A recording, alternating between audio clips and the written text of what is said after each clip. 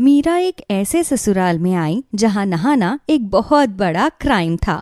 सास ससुर और यहाँ तक कि पति भी ठंड का जबरदस्त बहाना बनाते थे। क्या माँ जी, आप सच में 1 हफ्ते से नहीं नहाई हैं? यहाँ गर्म कपड़ों से ही काम चल जाता है, पानी क्यों वेस्ट करना। अगर आज नहा लिया तो घर में बवाल हो जाएगा। परसों ही तो पानी देखा था। लेकिन जब नहाने की आलस ने परिवार की इज्जत और बिजनेस को खतरे में डाल दिया। पिताजी, कस्टमर कपड़ों की महक से नहीं, आपके परफ्यूम से भाग रहा है। क्या मीरा ये फालतू परंपरा बदल पाएगी? पूरी कहानी देखने के लिए अंत तक बने रहे।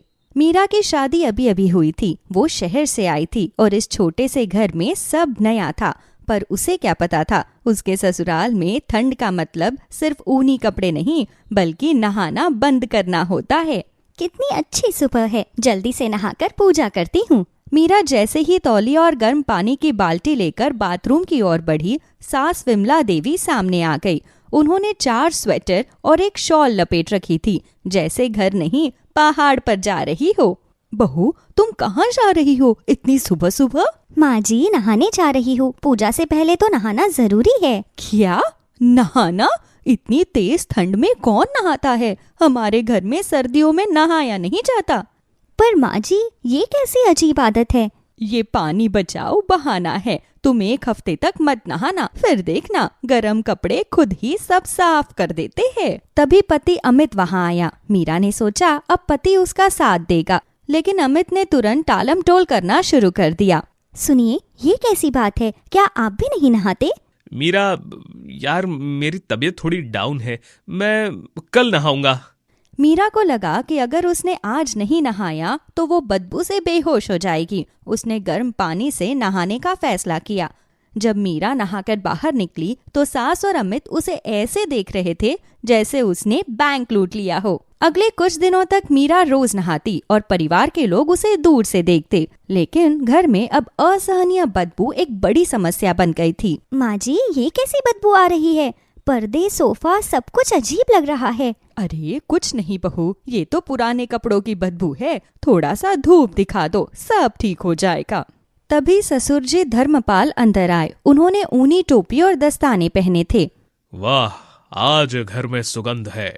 पिताजी, ये कौन सी सुगंध है? ये तो परफ्यूम की खुशबू है। हाँ बहू, ये खुशबू है। हमें नहाना जरूरी नहीं है।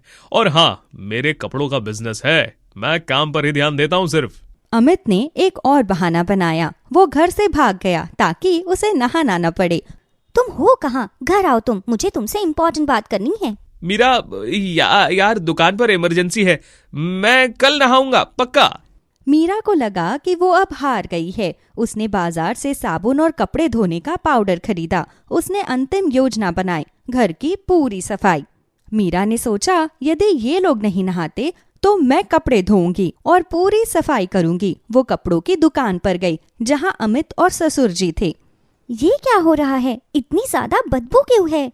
बहू, तुम यहाँ क्या कर रही हो? यहाँ काम चल रहा है, तुम घर जाओ। यहाँ ग्राहकों को ठंड वाले कपड़े बेचने हैं, सफाई पर लेक्चर नहीं देना। मीरा ने देखा सभी कपड़े गंदे थे और उनमें से तेज दुर्गंध आ रही थी। वो समझ गई कि बिजनेस में नुकसान क्यों हो रहा है। पिताजी, आपको पता है कस्टमर यहाँ क्यों नहीं आते?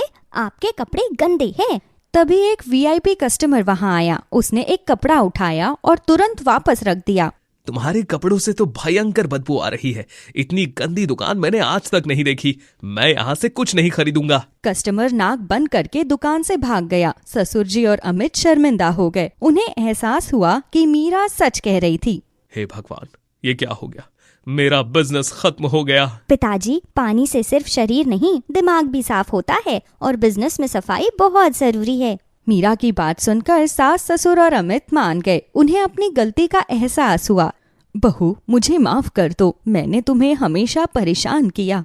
मीरा, मुझे माफ कर दो, मैं कल नहीं बल्कि आज ही नहाऊंगा, वो भी ठंडे पानी से। मीरा ने एक नया प्लान बनाया। उसने कहा कि अब हर रोज सब नहाएंगे। अगले दिन घर में एक बड़ा बदलाव आया। सब लोग तैयार थे। मीरा ने गर्म पानी की बाल्टी तैयार की। बहू, आज तो नहाना पड़ेगा, मुझे बहुत टेंशन हो रही है। हाँ, आज मैं पूरी तरह नहाऊंगा, टोपी भी उतार दूंगा। सब लोग एक एक करके नहाने गए। अमित को लगा कि वो स्वर्ग में है। नहाने के बाद सब लोग खुश और साफ दिख रहे थे। देखिए माँ जी, अब घर में कितनी अच्छी महक आ रही है।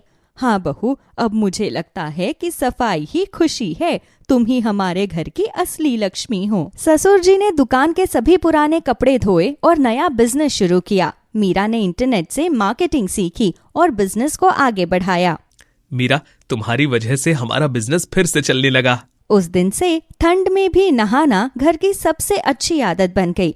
मीरा ने साबित कर दिया कि सफाई सिर्फ शरीर की नहीं बल्कि किस्मत की भी होती है।